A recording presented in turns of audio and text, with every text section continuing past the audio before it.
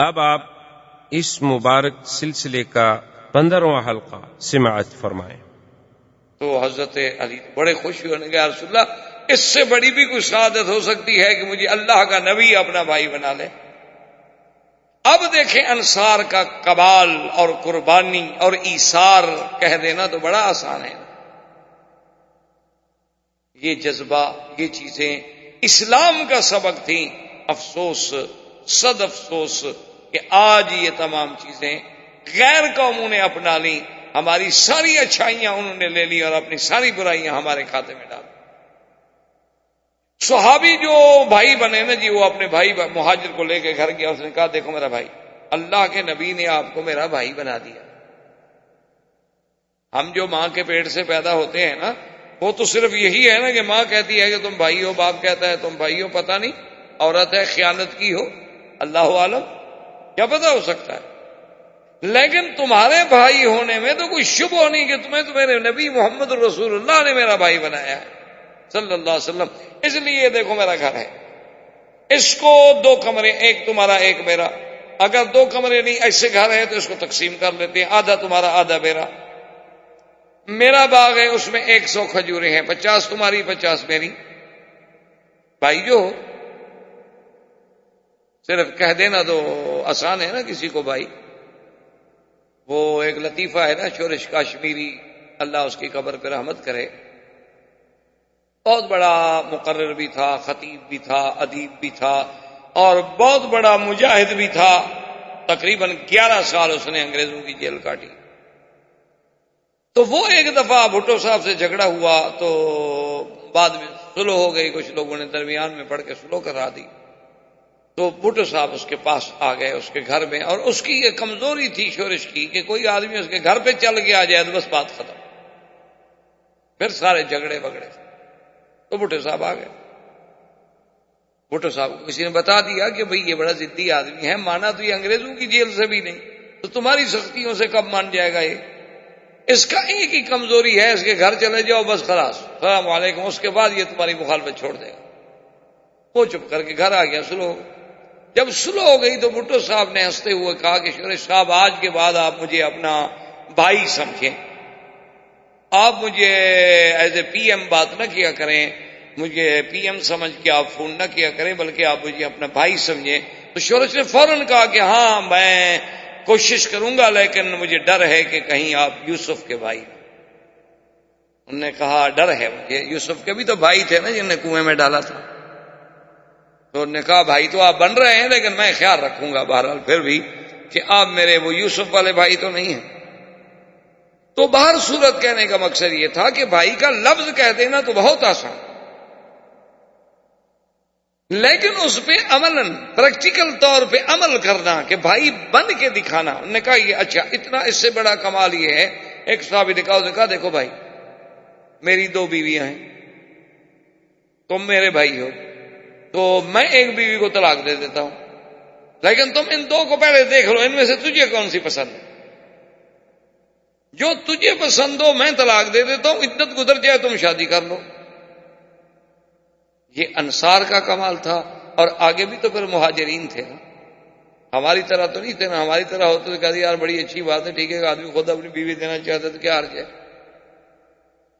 خوشی سے ہی دے رہا ہے نا، ہمیں تو کوئی نہ بھی دے تو دیکھ لیتے ہیں، وہ تو ویسے دینے پہ راضی ہوا ہے، ہم تو ویسے بھی طلاقیں لے لیتے ہیں، تعویذ کر لیتے ہیں، سحر کر لیتے ہیں، جادو کر لیتے ہیں۔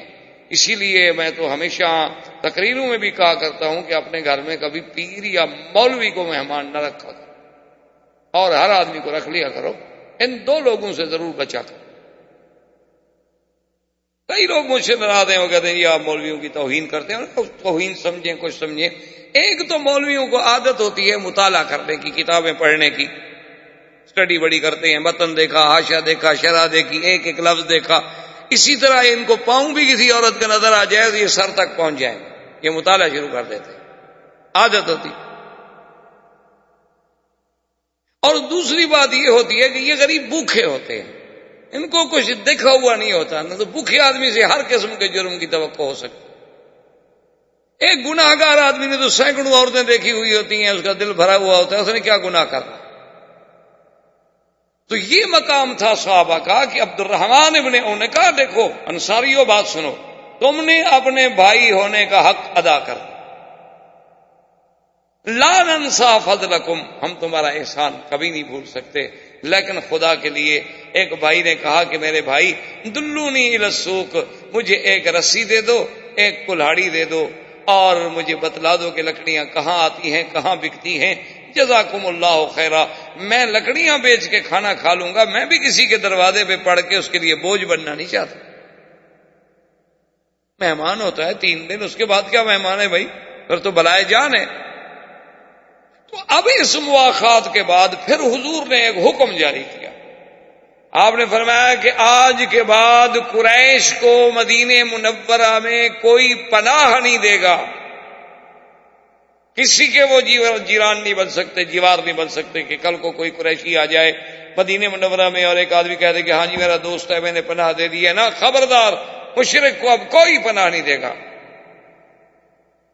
اور دوسرا حضور نے حکم جاری کیا کہ اب کسی غیر ملک سے یا غیر قوموں سے جو معاہدے ہوں گے وہ صرف محمد الرسول اللہ کریں صلی اللہ علیہ وسلم، اب کسی یہودی کو یہ حق نہیں، اب کسی کعب بن الاشرف کو، بنو قریظہ کو، بنو نذیر کو، بنی قینقاع کو، ان کے سرداروں کو کوئی حق نہیں، اب یہ حق صرف اسلام کا ہے۔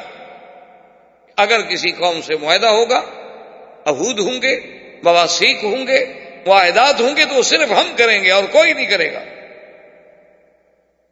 اور اس کے بعد جناب یہ ہے کہ حضور پاک سرکار دو عالم صلی اللہ علیہ وآلہ آلہ واصحابہ وسلم تسلیما کثیرا کثیرا نے نماز کا حکم، کیونکہ یاد رکھیں نماز میں کئی ادوار گزرے ہیں، جو نماز ہم پڑھتے ہیں، جو اہم العبادات،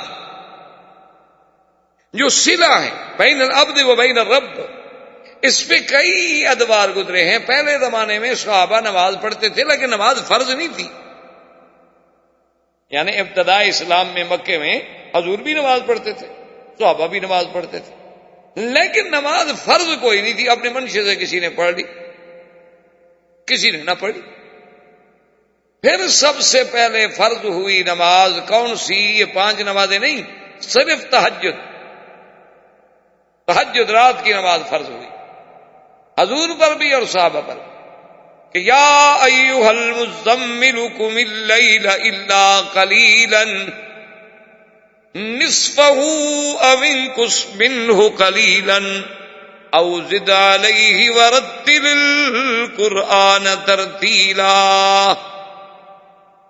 قم اللیل، حکم یہ تھا کہ میرے مدنی قم اللیل الا قلیلا، رات کا زیادہ حصہ عبادت کرو، تھوڑا سا آرام کر لو، تھوڑا سا حصہ، اس کے بعد پھر تھوڑی سی اللہ نے رعایت کی، اللہ نے فرمایا قم اللیل الا قلیلا نصفہ او انقص منہ قلیلا، یا آدھی رات عبادت، آدھی رات آرام، یا پھر ایسا کریں چلو آدھی رات سے بھی کچھ کم عبادت کر لو، زیادہ حصہ آرام کر لو۔ سب سے پہلے جو فرض ہوا وہ رات تہجد کی نماز تھی، قیام اللیل جسے آپ کہہ سکتے ہیں۔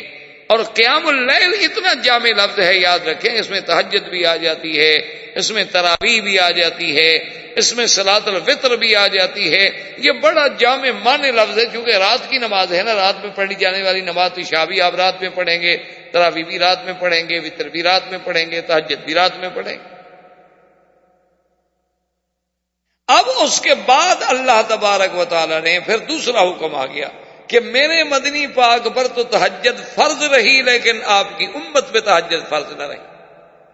حضور صلی اللہ علیہ وسلم کے ذمہ تو صلاۃ تہجد فرض رہی، اسی لیے حضور نے کبھی نماز تہجد نہیں چھوڑی، الا لیلۃ المزدلفہ، مگر صرف مزدلفہ کی رات میں جب حضور حج پہ تشریف لے آئے تو آپ نے تہجد نہیں پڑھی۔ کیوں؟ شفقتاً علی امتہ، اپنی امت پہ شفقت فرمانے کے لیے کہ بھئی 10 تاریخ کو تو میری امت کو بڑے کام ہیں، کنکریاں مارنی ہیں، قربانی کرنی ہے، بال کٹانے ہیں، احرام کھولنا ہے، پھر طواف زیارت کے لیے جانا ہے، صفا مروہ دوڑنی ہے، تو رات کو بھی جاگے ہوئے ہوں گے تو صبح بیچارے کیسے اتنے بڑے کام کر سکیں گے؟ تو حضور نے تہجد نہیں پڑھی، ورنہ کبھی زندگی میں سفر میں حضر میں حضور نے کبھی تہجد نہیں پڑھی۔ اور اس رات کی نماز میں جو مزہ ہے نا جی، دعا کریں اللہ آپ کو بھی، اللہ مجھے بھی نصیب کرے۔ تو اصل میں حقیقت یہ ہے کہ یہ ایک ایسی کیفیات ہیں جو آدمی تقریروں سے نہیں سمجھا سکتا۔ دیکھیں نا جی، اب اس میں چاہے تو میں پتہ نہیں سارے ڈاکٹر بھی مل کے جب تک چکھیں گے نہیں بتا سکتے کہ یہ میٹھی ہے یا پھیکی ہے کیسی ہے، کیونکہ ظاہر۔ تو اسی طرح بعض چیزوں کا تعلق اس وقت جب تک اس کے اندر آدمی نہ آئے اس کو سمجھ نہیں آتا۔ اسی لیے بزرگ کہتے ہیں نا کہ اللہ کے بڑے مزے، جو آئے سو چکھ لے، یہ کہنے والے نہیں، بتانے والے نہیں۔ آپ ذرا اللہ میں آئیں، ذکر میں آئیں، فکر میں آئیں، پھر تمہیں پتہ لگے کہ اللہ کے ذکر کے مزے کیا ہیں۔ تم سمندر کے کنارے پہ کھڑے ہو کے موجیں گنتے رہو تو تمہیں کیا پتا کہ قعر سمندر میں کیا ہوتا ہے؟ ساحل پہ کھڑے ہو کے جو مرضی آئے گنتے رہو، جو مرضی آئے کہتے رہو۔ اس لیے قرآن کہتا ہے ان ناشئۃ اللیل ہی اشد وطئا واقوم قیلا۔ میرا مدنی، رات کی نماز جو ہے نا، نفس امارہ کے کچلنے میں اس سے بڑی کوئی چیز نہیں۔ یہ انسان کے اندر جو نفس امارہ ہے نا، جو بڑائی ہے، جو اکڑ ہے، جو غرور ہے، جو انا پرستی ہے، اس کو کچلنا ہو تو پھر یہ رات کی نماز ہے کہ آرام ہے، اے سی چل رہا ہے، بڑا عین سکون ہے، اور بہترین قسم کے بستر پہ اپنی بیوی کے ساتھ لیٹا ہے۔ اس وقت ان سب کو چھوڑ کے اٹھ کے وضو کر کے اللہ کے دربار میں کھڑا ہونا کوئی معمولی سی بات نہیں ہوتی۔ آدمی اپنے جذبات کو کچلتا، اپنے خواہشات کو مٹا دیتا، اور اللہ نے فرمایا کہ میرا مدنی، یہ رات کی نماز ایسی ہے کہ پھر اس کا پڑھنا جو ہے نا، وہ صرف زبان سے نہیں ہوتا بلکہ دل اور زبان جو ہے موافقت ہوتی ہے ان میں، کیونکہ اور کسی قسم کا خیال نہیں، شور نہیں، توجہ نہیں، کوئی دیکھنے والا نہیں، کوئی بولنے والا نہیں، آپ اکیلے ہیں، آپ ہیں اور رب ہے۔ وہ جو تنہائی ہے نا جی، اسی لیے نبوت سے پہلے حضور کو حبب الخلوہ، حضور کو تنہائی پسند ہو گئی تھی۔ آپ جا کے پورا مہینہ غار حرا میں بیٹھے رہتے۔ اسی لیے اب بھی علماء اولیاء اللہ اور صحیح معنوں میں جو صوفیاء کرام ہیں، قرآن و سنت کی روشنی میں چلنے والے، اب بھی وہ اسی لیے اپنے تلامذہ کو بطور علاج جو ہے ان کو علیحدہ رکھتے ہیں کہ بھئی مجالس سے بچو، خلوت سے بچو، الگ بیٹھو، ذکر کرو، مراقبہ کرو، اپنے اعمال پہ توجہ کرو، اپنے نفس پہ توجہ کرو، اپنے دل پہ توجہ کرو، روز جو کچھ آپ نے آج کے دن میں کیا ہے اس پہ توجہ کرو۔ تو اسی لیے وہ لوگ اسے کاٹتے ہیں کہ جب آدمی خلوت میں آتا ہے تو خدا کی قدرت ہے کہ پھر اس کے اندر کی جو صلاحیتیں ہیں وہ بیدار ہوتی ہیں، اور جب تم جلوت میں ہوتے ہو تو لوگوں کے اثرات سے وہ باتیں خاموش ہو جاتی، وہ بتی جلتی نہیں۔ جب وہ جلتی نہیں تو روشنی کیسے نظر آئے؟ اور یہ باتیں چونکہ کسی کو سمجھائی نہیں جا سکتی، اس لیے بڑے لوگ مخالف بھی ہو گئے اس بات کے، کیونکہ یہ باتیں نہ پڑھنے سے آتی ہیں نہ سمجھانے سے آتی ہیں۔ تو سب سے پہلے یاد رکھیں کیا تھا، صلاۃ تہجد فرض ہوئی حضور صلی اللہ علیہ وسلم پر بھی، امت پر بھی، پھر اللہ نے امت سے تو معاف کر دی، حضور کے ذمہ رہی۔ اچھا، پہلے پھر یہ تھا کہ بھئی آدھی رات آرام، آدھی رات نماز، وہ بھی پھر اللہ نے معاف کر دیا۔ فرمایا فَقْرَؤُوا مَا تَيَسَّرَ مِنَ الْقُرْآنِ عَلِمَ أَن سَيَكُونُ مِنْكُمْ مَرْضَىٰ۔ اللہ نے فرمایا میرا مدنی، اب اجازت ہے آپ کی امت کو جتنا پڑھ سکے نا بس پڑھ، کیوں اللہ جانتا ہے تم میں بیمار ہوں گے، تم میں مجاہد ہوں گے، تم میں کاروباری لوگ ہوں گے، صبح اس نے جا کے ڈیوٹی پہ جانا ہے، اور پھر بیچارہ رات کو ساری رات اگر تہجد میں جاگتا رہے تو پھر کیسے جا سکے گا؟ تو لہذا اب اس کے لیے راحت ہے، آرام ہے، جتنی پڑھ سکے، بس باقی سب اللہ نے معاف کر دیا۔ تو نماز کی پہلی سٹیج یہ تھی۔ دوسری سٹیج نماز کی یہ تھی کہ اللہ نے 50 فرض کی معراج کی رات کہ 50 نمازیں پڑھیں۔ وہ ایک دفعہ حضرت مفتی محمود صاحب رحمۃ اللہ علیہ کا وقت کے پریزیڈنٹ سے مخالفت تھی، تقابل تھا، تو اس نے ایک مجلس میں آپس میں مذاکرات ہو رہے تھے، تو اس نے کہا کہ مفتی صاحب کیا ہی اچھا ہوتا کہ اللہ میاں وہ 50 نمازیں ہی رکھتے، کم از کم آپ مولوی اسی میں تو مصروف رہتے، ہماری جان تو چھوڑتے نا۔ انہوں نے کہا کہ 50 نمازیں ہم نے تو پڑھنی نہیں تھی۔ اس نے کہا ہم تو چلو لگے رہتے نا، فارغ تھے، ہم نے تو کوئی نماز نہ 1 پڑھنی ہے نہ 50 پڑھنی ہے نہ 5 پڑھنی ہے، لیکن اگر 50 نمازیں ہوتی تو کم از کم 24 گھنٹے آپ 50 نمازوں میں لگے رہتے، ہماری جان تو چھوڑتے نا، ہمارے خلاف الگ ایجیٹیشن ہے، مظاہرے ہیں، تقریریں ہیں۔ مفتی صاحب نے کہا کہ تم تو ابھی 5 نمازوں کی طاقت کی مقابلہ نہیں کر رہے ہو، جب ہم 50 پڑھتے اس روحانی طاقت کا مقابلہ تم کر سکتے، پھر تو تم 1 گھنٹہ بھی نہ ٹھہرتے۔ ابھی تو ہمیں اتنے دن لگ گئے ہیں تمہیں ہٹانے میں، اس لیے کہ ابھی نمازیں ہماری کم ہیں۔ اگر وہ اللہ ہمیں روحانی قوت عطا فرما دیتے 50 نمازیں پڑھنے کی، تو پھر وہ نورانیت، وہ قوت، وہ ایمان جو ہوتا تو تم اس کا مقابلہ پھر کر سکتے، تم تو پھر 1 دن بھی نہ ٹھہرتے۔ تو بہرحال 50 نمازیں فرض ہوئیں، پھر اللہ نے معاف فرما دی اور 5، جب 5 رہ گئیں تو اس میں بھی اللہ کی رحمت کا ملاحظہ فرمائیں کہ یہ فرما دیا کہ میرا مدنی ہم نے آپ سے رعایت بھی کر دی ہے، اپنا فیصلہ بھی نہیں بدلا، اور اسی اپنے فیصلے کو ہم نے ایک عظمت بھی دے دی ہے کہ ما یبدل القول لدی، میرے ہاں کوئی فیصلے تبدیل نہیں ہوتے، یہ کوئی انسانی کورٹیں نہیں ہیں، یہ کوئی انسانی پارلیمنٹیں نہیں ہیں کہ جب چاہا بدل دیا، میرا جو فیصلہ ہے وہ وہی ہے 50 والا، امت آپ کی 5 پڑھے گی لیکن لکھیں گے ہم 50، من جاء بالحسنۃ فلہ 10 امثالها۔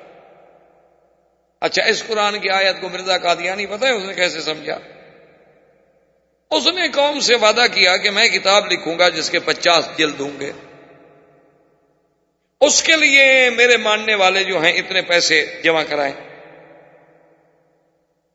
لوگوں نے پیسے جمع کرانے شروع کر دیے، پیسے جمع ہو گئے۔ اب پیسے تو جمع ہو گئے، اس بدبخت نے لکھی 5 جلدیں، 50 نہ لکھ سکا۔ اب لوگوں نے مطالبہ کرنا شروع کیا، انہوں نے کہا جی لوگ ہمیں بڑے شرمندہ کرتے ہیں کہ یہ کیسا نبی ہے جو جھوٹ بولتا ہو، بھئی نبی ہو کر جھوٹ کیسے بول سکتا ہے، نبی تو پاک ہوتے ہیں۔ اس نے کہا 50 جلدیں، آج 2 سال گزر گئے، پیسے لے لیے، ابھی تک 5 جلدیں میدان میں آئی ہیں۔ تو مرزا صاحب نے اپنے الہامات سے الہام منتخب کر کے الفضل رسالے میں جواب دیا کہ اعتراض کرنے والے بے وقوف ہیں، اللہ نے بھی تو 5 کو 50 کہا تھا، تم بھی 5 کو 50 سمجھ لو۔ اللہ نے بھی تو نبی سے یہی کہا تھا نا کہ نماز 5 پڑھو گے لیکن لکھیں گے ہم 50، تو 5 کو انہوں نے بھی تو 50، تو آپ بھی میری 5 جلدوں کو 50 سمجھ کے پڑھ لو، بس ٹھیک ہو گیا، جھوٹ تو میں نے نہیں بولا۔ دیکھیں نا منطق کیسی ہے الٹی۔ تو اب دوسری سٹیج یہ تھی کہ 5 فرض ہو گئے، اچھا، لیکن 5 فرض ہونے کے بعد مکے میں کبھی ترتیب سے پڑھے نہیں گئے۔ مدینہ منورہ میں آنے کے بعد بھی 5 فرض یوں نہیں پڑھے گئے جیسے آپ پڑھتے ہیں۔ 5 نمازیں تو پڑھی جاتی تھی لیکن 2 رکعت کر کے، ہر نماز 2 رکعت، فجر، ظہر، عصر، مغرب، عشاء، سب 2 رکعت۔ اس کے بعد پھر حکم آیا جس میں اضافہ کیا گیا نمازوں کا کہ سفر میں تو نماز 2 رکعت رکھی گئی جو اصل تھی، لیکن حضر میں اللہ تبارک و تعالیٰ نے اس کو زیادہ کر دیا کہ ظہر کی 4، عصر کی 4، عشاء کی 4، مغرب کی 3، لیکن فجر کی 2 رہنے دی گئی اپنی اصل پہ۔ تو نماز میں یہ ادوار آئے، اور یہ سارے دور کہاں آئے؟ مدینہ منورہ میں ہجرت کے بعد۔ اب اسی طرح دیکھیں کہ پھر نماز پڑھنے کے لیے ایک مسئلہ تھا، ابھی نماز کیسے اکٹھے پڑھیں، کوئی انتظام تو تھا نہیں اکٹھے پڑھنے کا، کیسے جمع ہوں، کیا کریں؟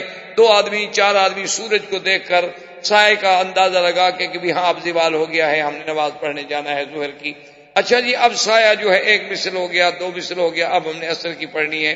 اب جی غروب ہو رہا ہے، ہم نے عشاء کی پڑھنی ہے، اب عشاء مغرب کی پڑھنی ہے، اور مغرب کے غروب کے بعد جی اب شفق ڈوب گیا، چلو جی ہم جا کے عشاء کی نماز پڑھائیں۔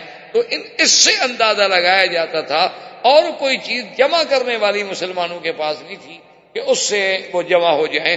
اس پہ حضور نے ایک دن صحابہ کو بلایا، آپ نے فرمایا کہ بھی مشورہ کرو، یہ تو بڑی مشکل بات کسی کو سایہ نظر آیا، کسی کو سایہ نظر نہیں آیا، کوئی بیچارہ زوال کو صحیح طریقے سے سمجھ سکا، کوئی نہ سمجھ سکا، یہ تو بڑا مشکل۔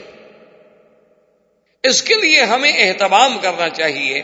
اچھا پھر دو آدمی جائیں جی بلاؤ سب کو، نماز نماز نماز، چلو کوئی گھر ہے کوئی نہیں، کسی نے آواز سنی کسی نے نہیں سنی، تو صحابہ نے کہا ٹھیک ہے۔ ایک صحابی نے کہا یا رسول اللہ صلی اللہ علیہ وسلم میری تجویز یہ ہے کہ ہم ایسا کیوں نہ کریں کہ آگ جلا دیا کریں، آگ کی روشنی دے کے سمجھے مسجد کے قریب سے آگ کی روشنی اٹھے۔ تو انہیں کہا، حضور نے فرمایا بھئی یہ آگ سے تو اچھی بات نہیں ہے، اور آگ جو ہے یہ تو مجوسیوں نے اس کی عبادت کی ہوئی ہے، اس کو جلاتے ہیں، اسی لیے آپ نے دیکھا نا جی کہ آتش پرست جو ہیں آج بھی موجود ہے، مجوسی پارسی جنہیں آپ پارسی کہتے ہیں، اور ان کا عقیدہ ہے کہ ان کے جو معبد ہیں ان میں آگ جلتی رہے، آگ بجھ نہیں چاہیے، کیوں آگ بجھ گئی تو خدا بجھ گیا نا۔ تو حضور نے فرمایا کہ نہیں یہ تھے نہیں۔ انہوں نے کہا حضور ایسا کرتے ہیں کہ ناقوس جو ہے، ناقوس کہتے ہیں سینگ ہوتے ہیں، سینگ آپ نے دیکھا ہوگا ہندوستان میں پاکستان میں ہمارے ملکوں میں یہ مرضیں موجود ہیں نا، وہ سینگ بجانے والے فقیر ہوتے ہیں، آواز دیتے ہیں، بھیک مانگتے رہتے ہیں، جوگی ووگی اس قسم کے کالے سے سینگ اٹھائے ہوتے ہیں، اس میں آواز مارتے ہیں، وہ بچے خوش ہو گئے اکٹھے ہو گئے، انہوں نے بھیک مانگ لی، انہوں نے اپنے پیسے اکٹھے کر دیے، تو اس کو ناقوس کہتے ہیں عربی میں۔ تو نصارہ جو تھے یہ بھی اپنے گرجاؤں کے باہر ناقوس کے ذریعے آواز دیتے تھے اور لوگ عبادت کے لیے جمع ہوتے تھے۔ تو انہوں نے کہا کہ جی ہم ناقوس لے لیتے ہیں، اور اذان کے وقت میں ایک آدمی دیوار پہ کھڑا ہو گیا اور ناقوس بجایا، لوگ سمجھ گیا ابھی ظہر کا وقت ہو گیا۔ سب کو یہ تجویز پسند آئی، حضور پاک بھی چپ ہو گئے، لیکن آپ کو پسند تو نہیں آئی، لیکن حل کوئی نہیں۔ اچھا جی اب ناقوس کہاں سے ڈھونڈیں؟ مسلمانوں کے پاس تو ناقوس تھا نہیں نا بجانے والا، آج کے مسلمان ہوتے تو خیر سب کچھ مل جاتا، کسی حال تک پہنچ جاتا، اس وقت تو صرف ناقوس ڈھونڈنا بڑا مشکل تھا نا۔ آج کا ماشاءاللہ اگر مسلمان ہو، اور خاص طور پہ ہمارے کالج کے بچے ہوں، تو ان کے پاس تو جدید آلات موسیقیہ کی پوری رینج ہوتی ہے، نہیں کہ ایک آدھا ہو، معلوم ہوتا ہے کہ نسلاً میراثی تھے، اور بڑے آدمی ہونے کی دلیل ہے، جس کے گھر میں گٹار ہو، سٹار ہو، سرمنڈل ہو، طبلہ ہو، کیا کیا بلائیں ہوں، پتہ نہیں، اس کی یہ دلیل ہے کہ یہ بڑا خاندانی آدمی ہے، کیونکہ جس کا وارث ہے پیچھے یہ چیزیں کس کی ہیں، بڑا تو ہوا نا۔ اور پھر اس کو لوگ بڑا رنگ دیتے ہیں کہ جی یہ تو نوابوں کے شوق ہوتے تھے، بھی ہاں آپ کو پتہ یہ بھی ہونا چاہیے نواب پیدا کہاں ہوتے تھے، اکثر کوٹھوں کی پیداوار ہے۔ اللہ تبارک و تعالی بس معاف کرے، قدرت ہر چیز سے انتقام ہے۔ جب تم کسی کی بے عزتی کرتے ہو اللہ معاف نہیں کرتے، جب تم کسی کی عصمتوں سے کھیلتے ہو اللہ معاف نہیں کرتے، پر تمہاری بچیاں بھی انہی جگہوں پہ بیٹھی۔ یعنی آپ حیران ہوں گے، میں جس شورش صاحب کی بات کر رہا تھا اس نے ایک دفعہ اعلان کیا کہ میں، اور بڑا زبردست یعنی صاحب قلم تھا، تو اس نے اعلان کیا کہ میں اب کتاب لکھوں گا جس میں میں بتاؤں گا کہ فلاں فلاں مغنیہ جو ہے اور رقاصہ جو ہے اور ڈانسر جو ہے اور فلم ایکٹریس جو ہے کس کس کی بیٹی ہے۔ وہ جناب پوری دنیا ہل گئی نا جی، بڑے بڑے گدی نشین، بڑے بڑے پردہ نشین، بڑے بڑے سجادگان، بڑے بڑے مولوی، بڑے بڑے پیر، بڑے بڑے صنعت کار، ساہوکار، سرمایہ دار جناب ہل گئے۔ رات کو جا کے گورنر کے پاؤں پڑ گئے، انہوں نے کہا خدا کے لیے شورش کرو، اگر یہ پردہ اٹھاتا ہے تو پھر تو کچھ بھی نہیں بچے گا۔ یہ تو ہماری بدقسمتی ہے۔ کتنا بڑا ملک ہے ہندوستان، کتنا بڑا ملک ہے پاکستان، دعا کریں اللہ مسلمانوں کے حال پہ رحمت کرے۔ آج تک وہ سارے ملک عورتوں کے ہاتھ میں ہی کھیل رہے ہیں نا، پورے آپ اپنے اقتدار کو دیکھ لیں، 50 سال گزرے ہیں تو عورت کتنا عرصہ رہی، اب بھی عورت کے بغیر تو پارٹی نہیں چل پائی۔ ہمارے ہاں بھی عورت، بنگلہ دیش کا مسلمان ہے وہاں بھی عورت، ترکی کا مسلمان ہے وہاں بھی عورت۔ مرد تو ویسے ختم ہو گئے، اچھی بات ہے کہ چوڑیاں پہن کے گھر بیٹھ جائیں۔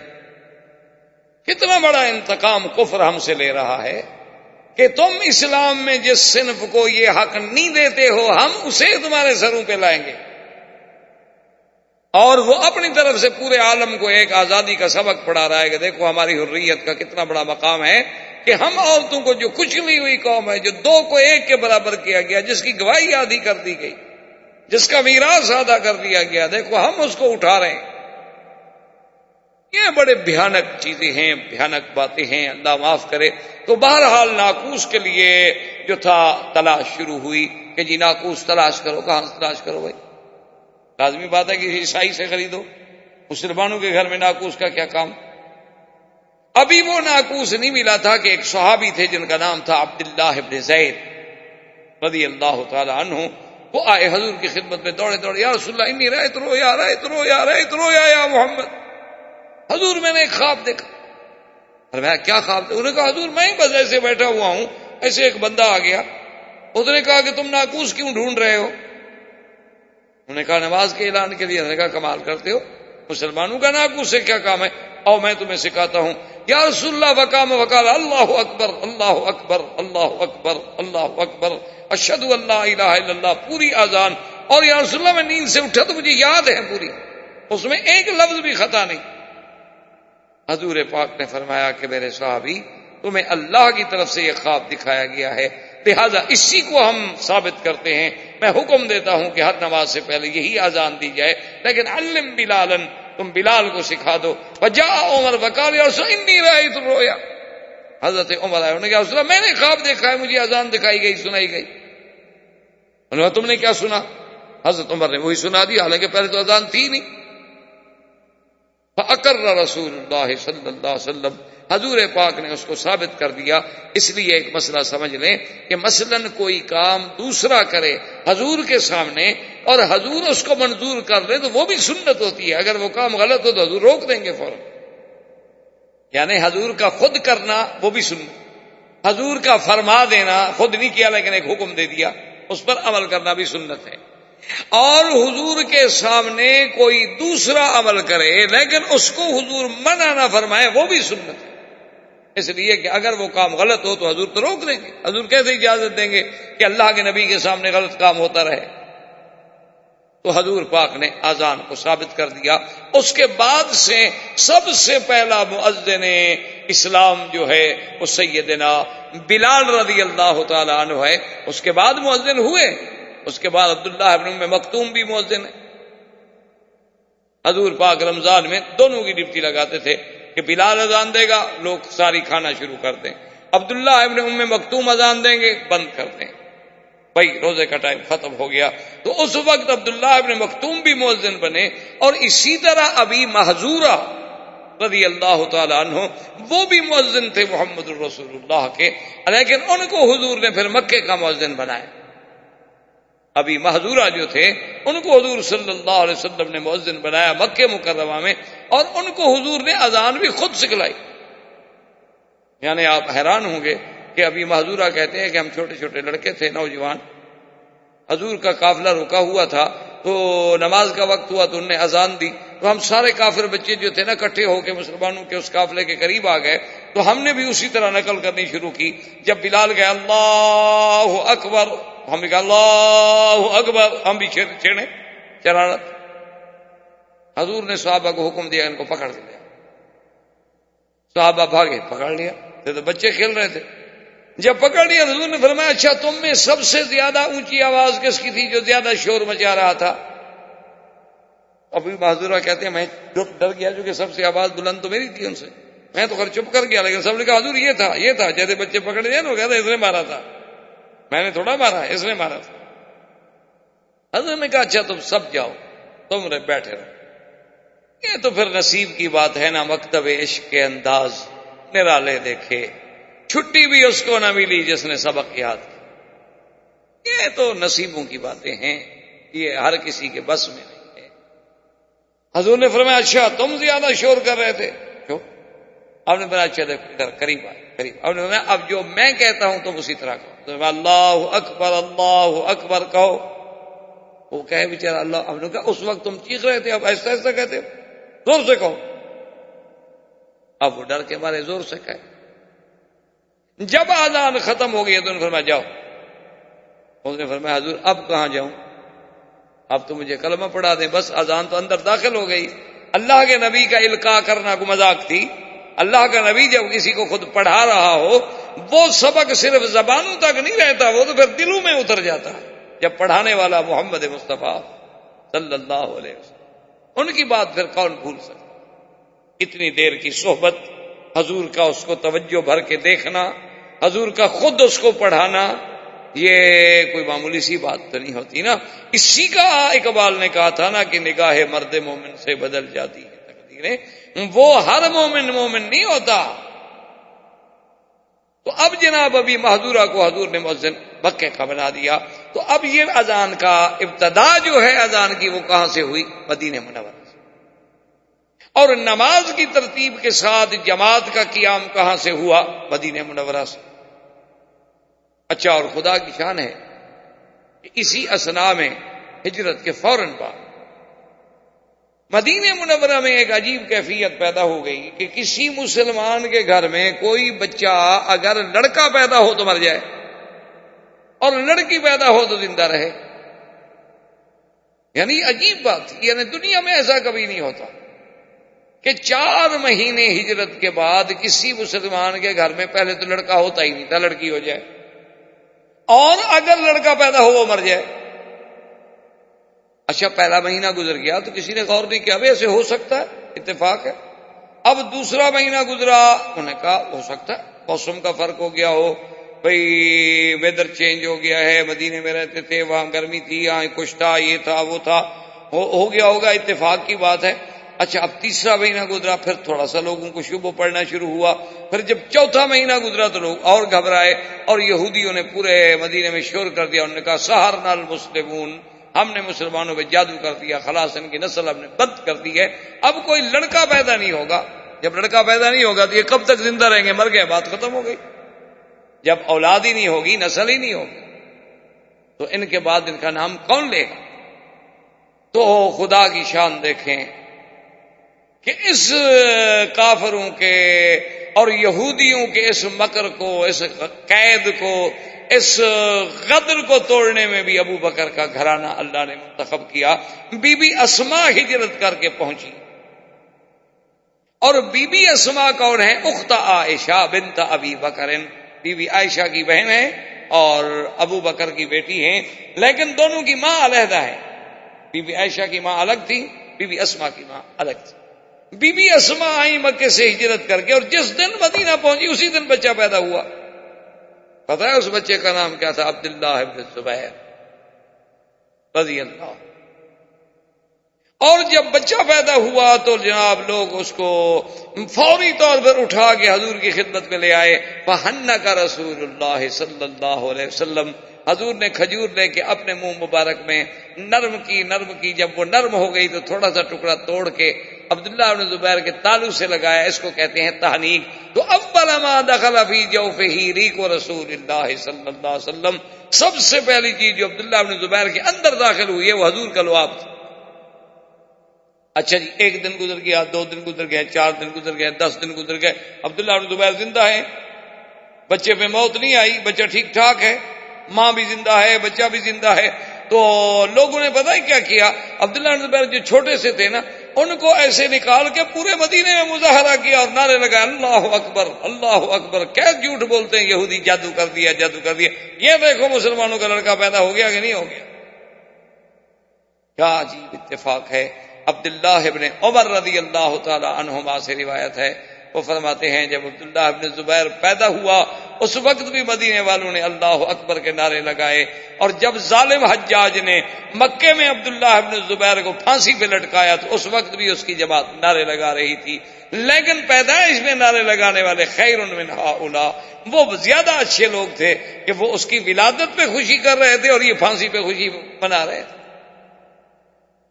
عبداللہ ابن زبیر یہ وہ آدمی ہے، اور یہ بی بی اسماء وہ بی بی ہیں کہ عبداللہ ابن زبیر پھانسی پہ چڑھا ہوا ہے. کہہ دینا بڑا آسان ہے.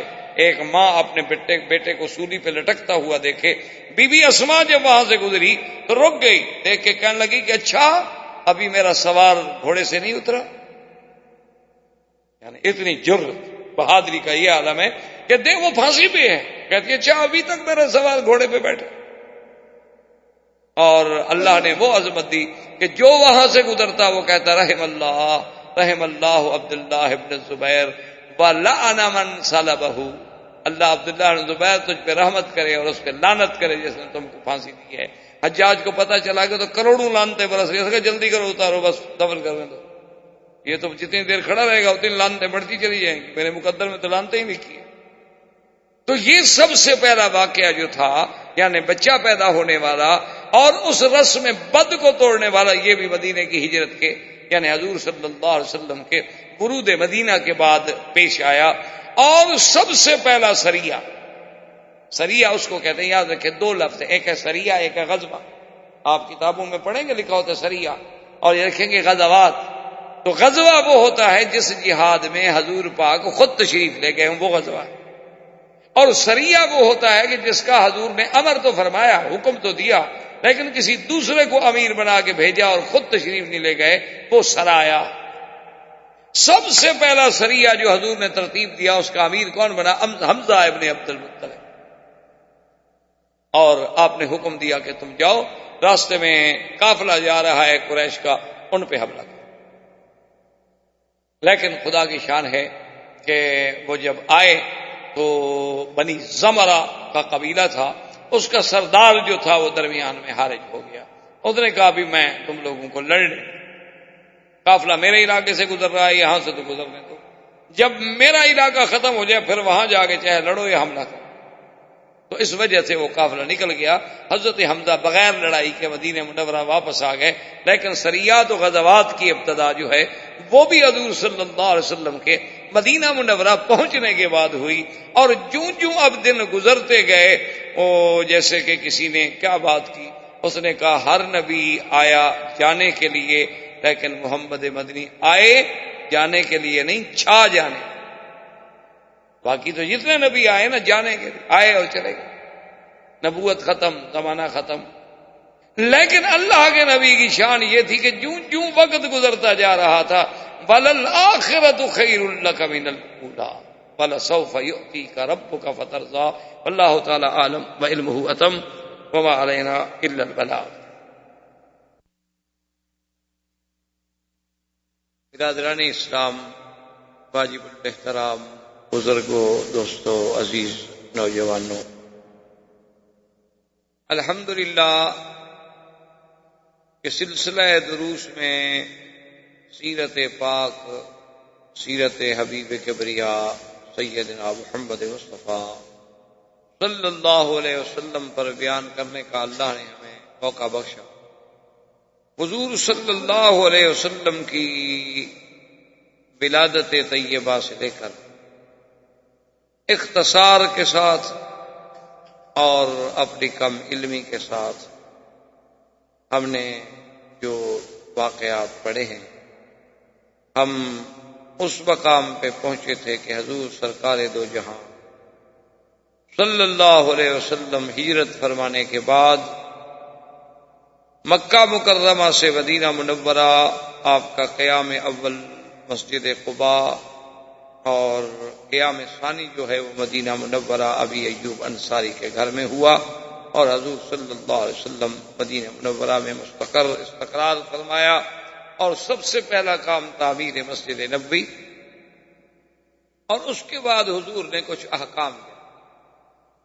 جن احکام میں ایک حکم تو یہ تھا کہ قریش کو کسی شکل میں پناہ نہیں دی جائے، اور نمبر 2 یہ حکم تھا کہ اب اگر کوئی معاہدے ہوں گے باہر کے قبائل سے تو وہ صرف حضور صلی اللہ علیہ وسلم ہی فرمائیں گے اور کسی کو حق نہیں۔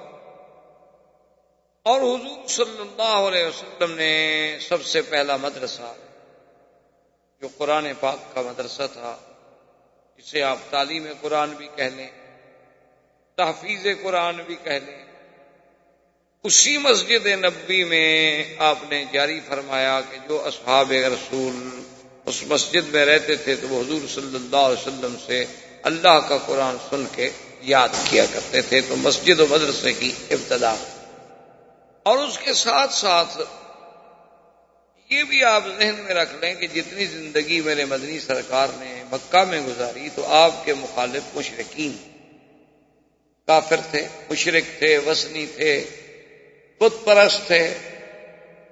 لیکن جب حضور صلی اللہ علیہ وسلم مدینہ منورہ تشریف لے گئے تو کافر تو خیر پہلے ہی مخالف ہوتا ہے چاہے وہ کہیں، کیونکہ حضور صلی اللہ علیہ وسلم کے یہ فرمان ہے کہ الکفر ملت واحد، کفر پوری دنیا میں مشرق میں ہو، مغرب میں ہو، شمال میں ہو، جنوب میں ہو، وہ ایک ملت.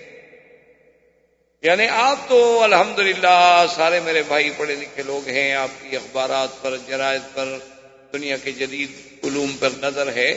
آپ دیکھیں کہ یہود اور نصارہ میں جو دشمنی ہے اس کی دشمنی کا تو کوئی کائنات میں اور مثال نہیں ملی. یعنی یہود اور نصارہ آپس میں دشمن، اور دشمنی کا یہ عالم ہے کہ جب ایک دوسرے کو موقع ملا ہے تو انہوں نے ان کا ایسا قتل عام کیا ہے کہ جس کی دنیا میں کوئی مثال نہیں ملی. یعنی جب نصارہ کو تسلط ملا بیت المقدس کا تو انہوں نے یہودیوں کا قتل عام کر. یعنی آپ تاریخ اٹھا کے دیکھیں کہ بخت و نصر کے دور میں 6 لاکھ یہودی جو تھے ایک دن میں قتل کیے گئے. اسی طرح جلا وطن کیے گئے، ان کو ذلیل کیا گیا. اچھا، یہودیوں کو جب موقع ملا نصارہ سے انتقام لینے کا تو ان نے بھی انتقام، ان نے بھی کوئی کمی نہیں کی اور آج تک لے رہے ہیں. یعنی جو ان پہ ہوا ہے وہ بھولے نہیں ہیں، صرف اب ان کے انتقام کے طریقے بدل گئے ہیں.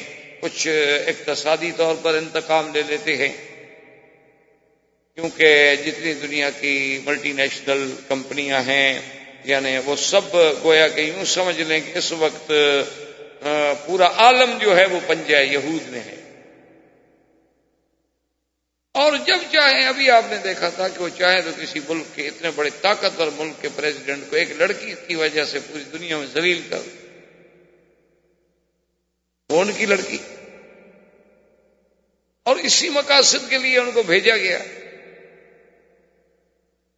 تو بہرحال میرے کہنے کا مقصد یہ تھا کہ سب سے بڑے دشمن تو کافر ہے، وہ دشمن ہے. لیکن ایک بات یہ میں جو عرض کر رہا تھا وہ یہ تھی کہ جب اسلام کا مقابلہ کرنا پڑے پھر یہود اور نصارہ بھی اکٹھے ہو جاتے ہیں.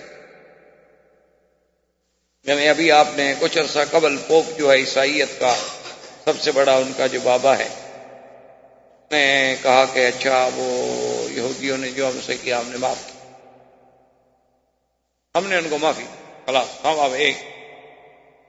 تو جہاں جہاں اسلام کا مقابلہ کرنا پڑے، مقابلے پر اسلام ہو تو پھر کفر ایک، وہ کفر یہود کا ہو، وہ کفر حنود کا ہو، مسجد اقصی توڑنی ہو یا بابری توڑنی ہو، بات ایک.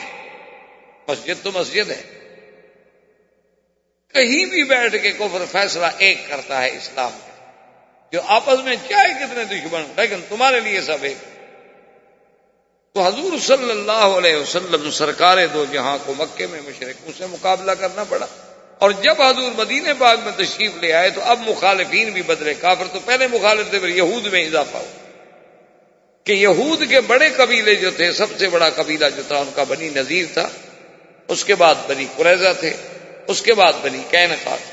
یہ سب کے سب مدینہ منورہ میں آباد تھے، اور ان کی بڑی قوت، طاقت، ان کے اپنے محلات، قلعے اور بڑے بڑے حصون، بڑی بڑی دیواریں، اور پورے مدینے کی آبادی کو لے کر خیبر تک اور یمبو تک اور رابق تک، اور ان سب کو اپنے سودی نظام میں جکڑا ہوا تھا. سب لوگ مقروض تھے ان کے ہاتھ میں،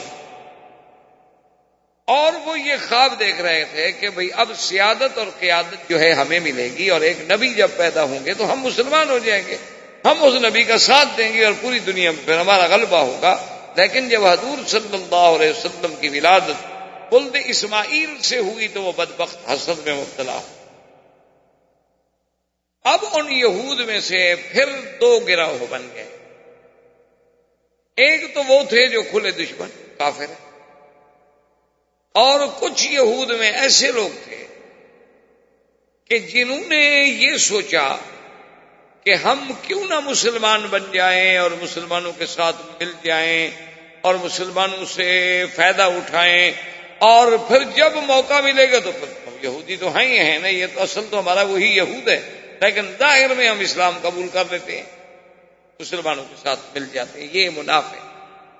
اس کو شریعت کی اصطلاح میں، قرآن کی اصطلاح میں کہا جاتا ہے منافق، کہ ظاہر کچھ کرتا ہو اور باطن میں کچھ رکھتا ہو، اسی کا نام نفاق ہے۔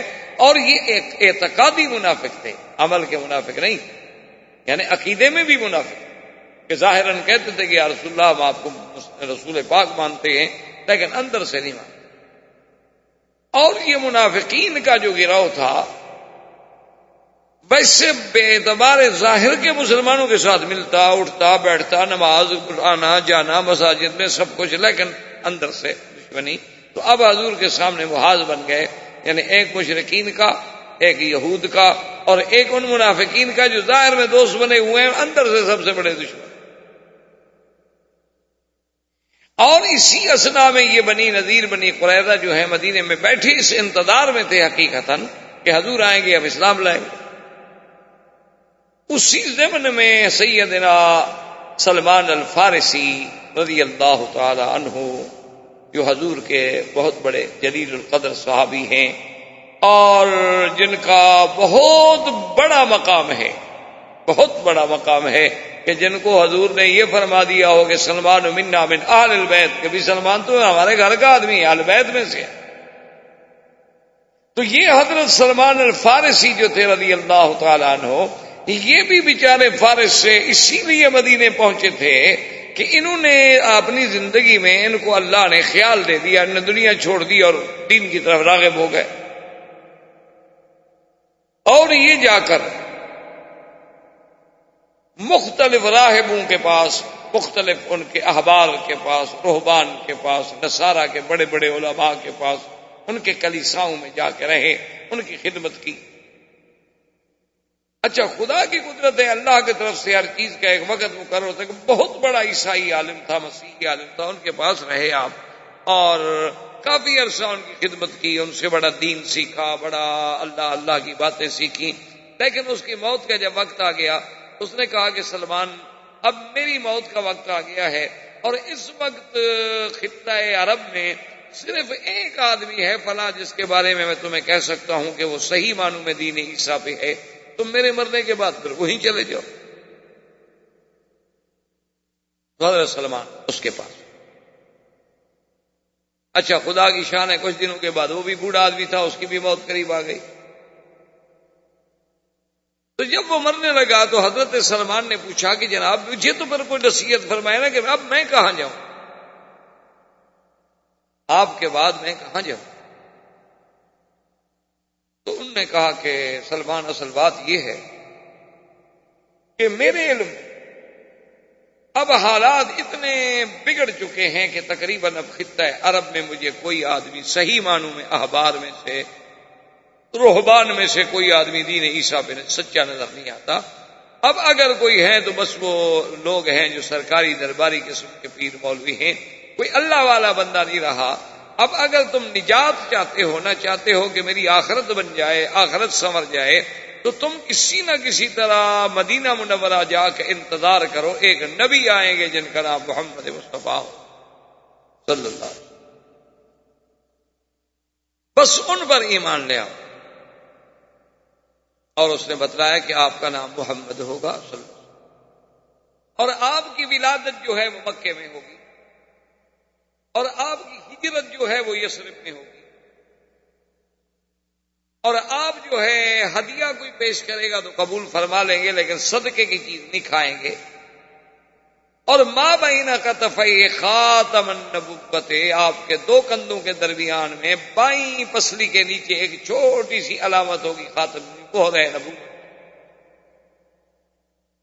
اور اس نے ایسا حلیہ مبارک بیان کیا حضرت سلمان کے سامنے، اس نے کہا کہ آپ کا قد مبارک اتنا طویل نہیں ہوگا کہ لمبا نظر آئے، اور آپ کا قد مبارک اتنا چھوٹا بھی نہیں ہوگا کہ کوئی کہے کہ بھئی یہ تو چھوٹا قد ہے، بلکہ آپ کا قد اعتدال پہ درمیانہ ہوگا، لیکن طول کی طرف مائل ہوگا، معلوم ہوگا کہ یعنی گویا کہ اچھا اونچا ہے۔ اور اس نے کہا کہ میں یاد رکھو حضور کی صفت میں یہ بھی صفت ہوگی کہ اگر 2 آدمیوں میں کھڑا کریں تو آپ اونچے نظر آئیں گے، اور 1,00,000 آدمی میں کھڑا کریں پھر بھی آپ اونچے نظر آئیں گے، اور جب چلیں گے تو معلوم یہ ہوگا کہ اوپر سے اتر رہے ہیں، اور زمین پر پاؤں جو ہے آپ پوری قوت سے رکھیں گے، یہ نہیں کہ ایسے ہلکا ہلکا پاؤں رکھیں، پوری قوت سے جما کے رکھیں گے، اور حضور کا چہرہ جو ہے تدویرم ما، آپ کا چہرہ مبارک گول ہوگا، لیکن ایسا گول نہیں کہ پرکار سے جیسے آپ گلائی کھینچ لیں، بلکہ ایسی گلائی جو تھوڑی سی کتابی ہونے والی ہو، جو عین جمال ہوتا، یعنی چہرہ لمبوترا ہو تب بھی تو خوبصورت نہیں، اور چہرہ اتنا گول ہو کہ اس میں بالکل 100% گلائی ہو جائے جیسے سورج کا حالہ ہے، تو وہ بھی حسن و جمال کے خلاف ہے، یعنی تدویرم ما، ایسا گول کہ ہلکا سا کتابی ہونے کی طرف مائل، اور حضور کا رنگ مبارک جو ہے ابیض اللین، ابیض اللون مشرب بالحمرۃ، حضور کا رنگ مبارک سفید لیکن ایسا جس میں سرخی جھلکتی، اور حضور صلی اللہ علیہ وسلم جو ہے اشکل العینین، اور اسی طرح اکحل العینین، کہ آپ کی آنکھیں مبارک جو ہیں بڑی وسیع، اللہ غزالی آنکھیں جسے آپ کہتے ہیں نا، غزال کی آنکھیں، اور اسی طرح حضور صلی اللہ علیہ وسلم کا آنکھیں مبارک جو ہے اکحل العین، اکحل العینین کا کیا معنی ہے کہ جب کوئی آدمی دیکھے تو محسوس ہو کہ حضور ابھی سرما پہن کے آ رہے ہیں، سرما آلود آنکھیں، حالانکہ آپ نے سرما نہیں پہنا ہوا ہوتا، قدرتی تھی۔ ویسے حضور صلی اللہ علیہ وسلم کی سنت مبارک تھی کہ ساری زندگی آپ سفر میں سرما، کنگھی اور مسواک یہ ہمیشہ ساتھ ہوتا تھا۔ اب تو خیر ماشاءاللہ ڈاکٹر لوگ ہیں آپ کے ہاں، تو سرما پہننا منع ہے، ہم تو ملا لوگ ہیں نا پرانے، کیا کھائیں، جس نبی کے نام پہ روٹی کھاتے ہیں ہم نے تو اسی کا گیت گانا ہے، ہم تو بہرحال نہ نئی تہذیب کو مان سکتے ہیں نہ نئی ڈاکٹری کو مان سکتے، کہتے ہیں جی سرما بالکل اس میں سیسا ہوتا ہے، آدمی اندھا ہو جاتا ہے، پہلے جو 100 سال سے پہن رہے ہیں وہ سارے اندھے ہو گئے تھے، صرف یہ جب سے ڈراپس نکلے ہیں لوگ ماشاءاللہ اب کوئی اندھا نہیں ہوتا، سب ٹھیک ہے، اس وقت سے سب کی روشنیاں بحال ہیں اللہ کی رحمت۔ بس اصل بات کیا ہے کہ کفر اتنا ظالم ہے کہ وہ نبی کی ہر سنت چھڑانا چاہتا ہے، وہی اس نے تمہیں پڑھا کے دماغوں میں بٹھا دی، ورنہ آپ حیران ہوں گے، آج بھی اگر آپ کو ممیری ایک دوائی ہوتی ہے، ممیرہ مذکر ہے اور ممیری مؤنث ہے، یہاں ممیرہ تو ملتا ہے لیکن ممیری مؤنث جو ہے وہ نہیں ملتی، بوٹی ہوتی ہے، وہ آپ کو مل جائے، آپ 8 دن اس کو پہنے، اگر آپ کی نظر 4 نمبر کی ہے نا، کو ہفتے میں اگر آپ 0 پہ نہ آ جائیں، جو مجھے آئے سزا دیں، آپ آرام میں بیٹھے ہوئے، 4 نمبر کی اینک والے لوگوں نے پہنا اور 0 بالکل، اس نے کہا بس یہ اینک اتار کے پھینک دی، مشکل یہ ہے کہ نہیں ملتی، اب بنانے والے نہیں ہیں، کون محنت کرے، کون رگڑے، کہاں سے وہ کھرل لے آئیں، اب کھرل ایسے ملتے ہیں جس میں پتھر بھی ساتھ مل جاتے ہیں، تو آدمی اندھا ہونا ہے، ورنہ حضور نے جب فرما دیا کہ ما انزل اللہ داء الا انزل به شفاء، اللہ نے کوئی ایسی بیماری نہیں اتاری جس کا دوا نہ بھیجا، ہم اس دوا تک نہیں پہنچے تو ہماری جہالت ہے، ہمارا علم اتنی ترقی نہیں کر سکا، ہم ابھی وہاں نہیں پہنچے، ورنہ اس چیز کا دوا موجود ہے۔ تو بہرحال حضور صلی اللہ علیہ وسلم کی آنکھیں مبارک دور سے ایسی نظر آتی تھیں کہ جیسے سرما آلود، اور حضور صلی اللہ علیہ وسلم کے اعضاء جو تھے یہ قوی، یعنی کہ عورتوں کی طرح زنانہ ہاتھ ہوں، قوی، اور حضور صلی اللہ علیہ وسلم کے مفاصل جو تھے، وہ جوڑ جو تھے وہ بڑے قوی، اور صحابی چاہلیہ یہ بھی بیان کرتا ہے کہ من رآہ فجأۃ آبہ، اگر کوئی آدمی ایسے اچانک دیکھتا نا تو اس پر حضور کی ہیبت ہے، اور اگر آپ کے ساتھ رہ جاتا تو پھر حضور کے پیار سے سب کچھ بھول جاتا، پھر تو حضور کا اتنا پیار تھا، اتنا محبت ہوتی تھی کہ وہ جو ہیبت تھی، وہ ڈر تھا، وہ خوف تھا، وہ سب بھول جاتا کہ آپ تو اتنے قریب۔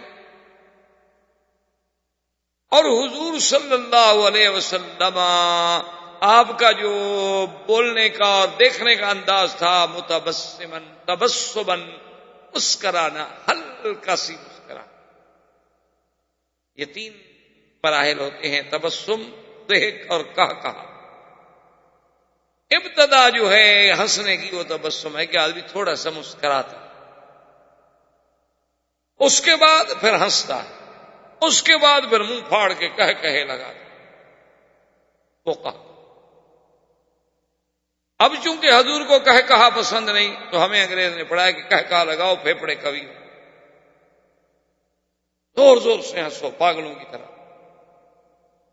کیوں؟ قرآن کی مخالفت کرنی ہے، نبی کی مخالفت کرنی ہے، ورنہ پھیپڑے کو ہوا دینے کی اور بھی.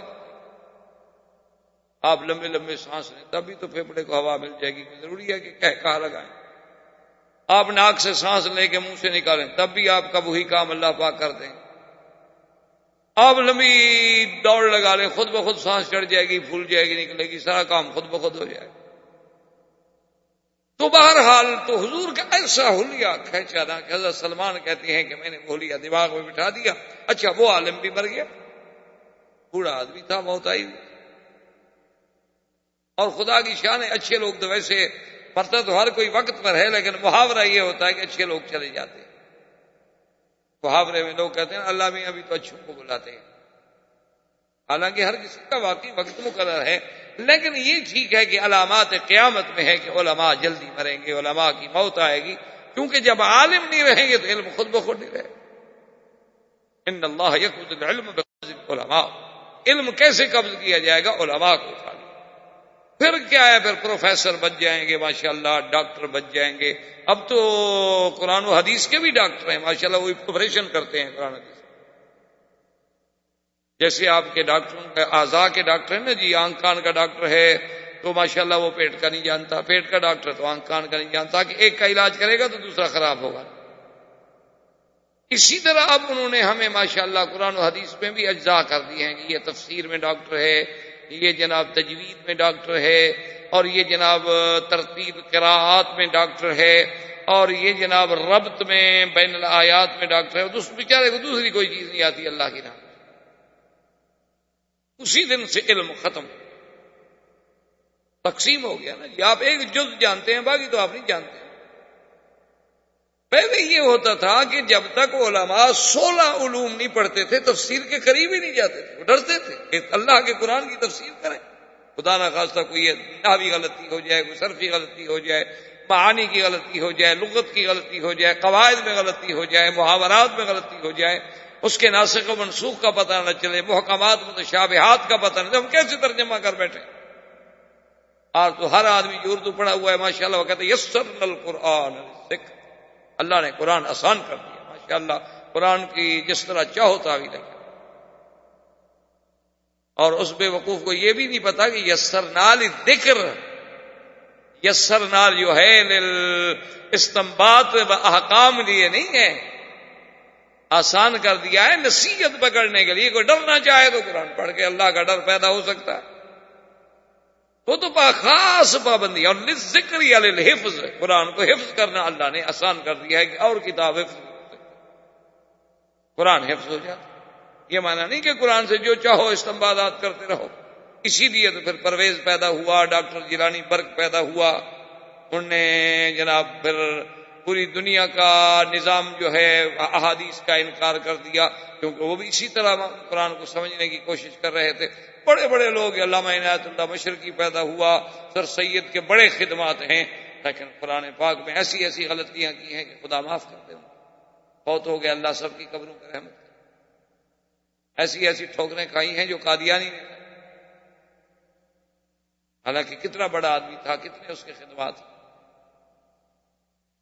تو بہرحال میرے کہنے کا مقصد یہ تھا کہ حضرت سلمان کو جب سارا چیزیں نقشہ ذہن میں آ گیا، عرب کی طرف چل پڑے. خدا کی قدرت راستے میں قافلہ آ رہا تھا، اس زمانے میں سفر مشکل تھے. انہوں نے حضرت سلمان کو دیکھا، خوبصورت لڑکا ہے، نوجوان نے پکڑ لیا، پکڑ کے ساتھ لے آئے، مدینہ منورہ میں آگے بیچ دیا کہ یہ غلام ہے.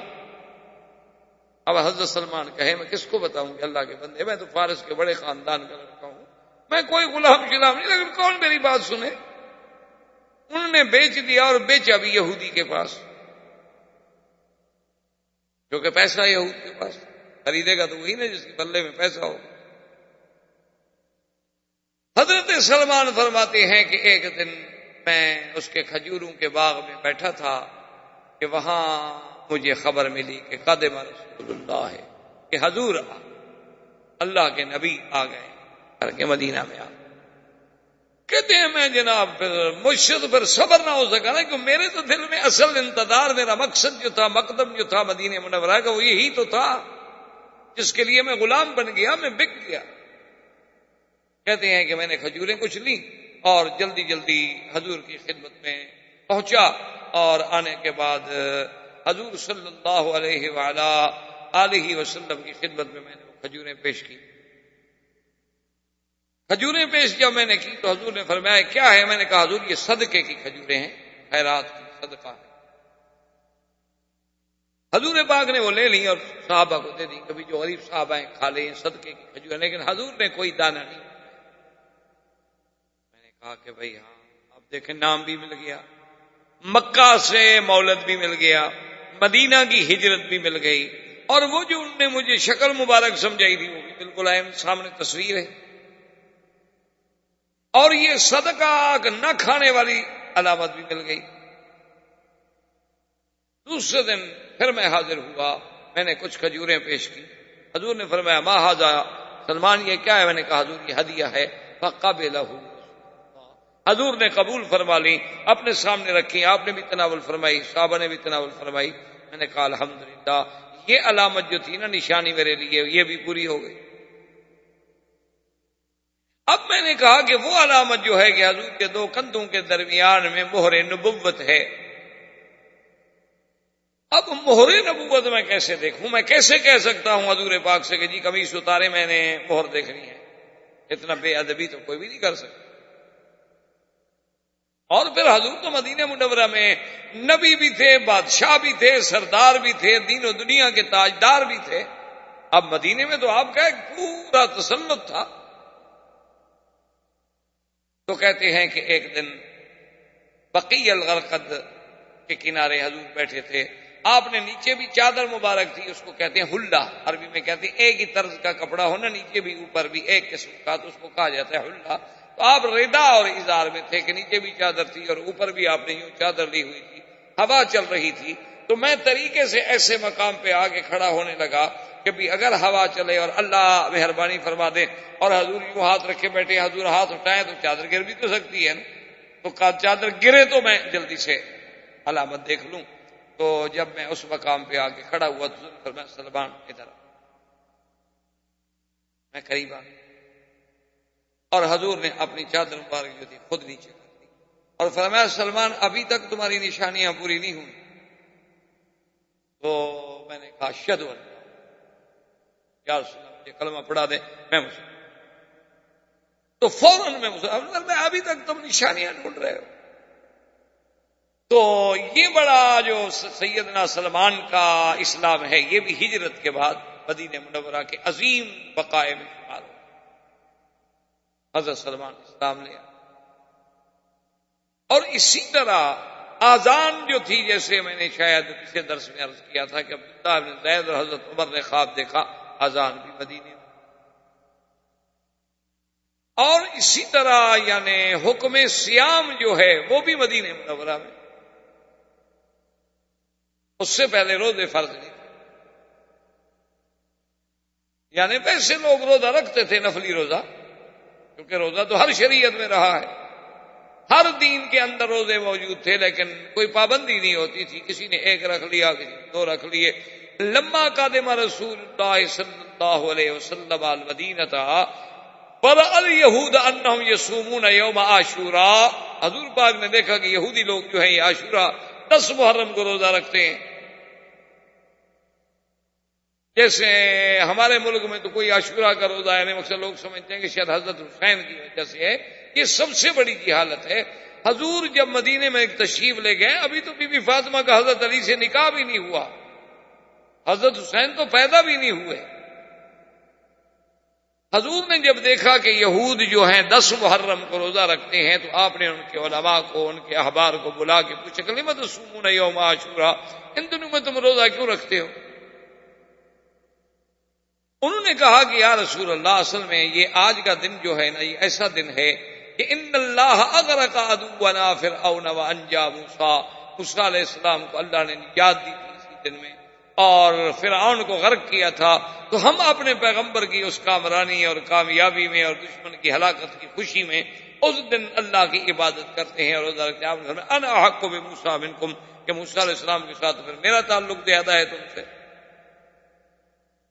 اور آپ نے حکم فرما دیا اپنے صحابہ کو کہ سب روزہ رکھو اب جب عاشوراء آئے، لیکن ایک بات کا خیال کرو، صوموا یومین، 2 دن کا روزہ رکھو، 9 اور 10 کا یا 10 اور 11 کا، تاکہ ہم روزہ بھی رکھ لیں اور یہود کی مشابہت بھی نہ ہو جائے۔ وہ تو ایک روزہ رکھتے ہیں نا، ہم تو 2 رکھیں۔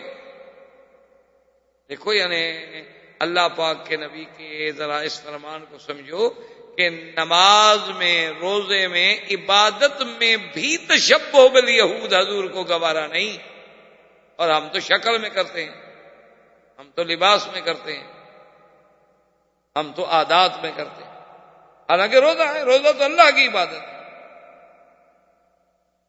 لیکن آپ نے فرمایا خالف الیہود، صوموا، 2 روزے رکھو یومین، یا تو 9 اور 10 یا 10 اور 11۔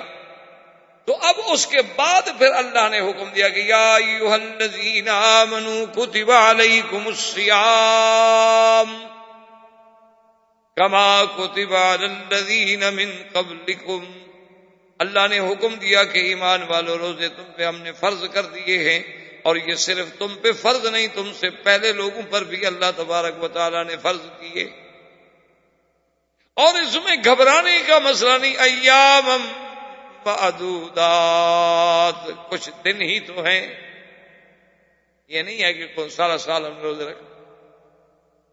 ان پروفیسروں نے جو قرآن سمجھا ہے نا، وہ کہتے ہیں کہ ایام معدودات جمع ہے، اور جمع زیادہ سے زیادہ 3، وہ کہتے ہیں 3 روزے کافی ہیں۔ یہ تو مولویوں نے مہینے کا چکر چلا رکھا ہے، انہوں نے قرآن کو یوں سمجھا ہے۔ پڑھے لکھے لوگ ہیں نا، جدید علوم سے ماشاءاللہ باہر ہیں، کسی نے قرآن سمجھا ہے آکسفورڈ سے، کسی نے سمجھا ہے ہارورڈ سے، مدینے سے نہیں سمجھا، مدینے سے سمجھتے تو پھر تو کبھی غلطی نہ ہوتی۔ وہ اللہ کے بندے، جس نبی پر قرآن اتر رہا ہے اس نے 1 مہینہ روزہ رکھا ہے یا 4 دن رکھا ہے؟ اس سے زیادہ قرآن سمجھنے والا ہمارے پاس کوئی ہے؟ پھر عید الفطر کا کیا معنی کہ صوموا لرؤیتکم وافطروا لرؤیتکم، چاند چڑھے گا تو روزہ، چاند چڑھے گا تو ختم، مہینہ تو خود بخود ہو گیا۔ فمن شہد منکم الشہر فلیصمہ، جب مہینے کا چاند دیکھے تو روزہ رکھے۔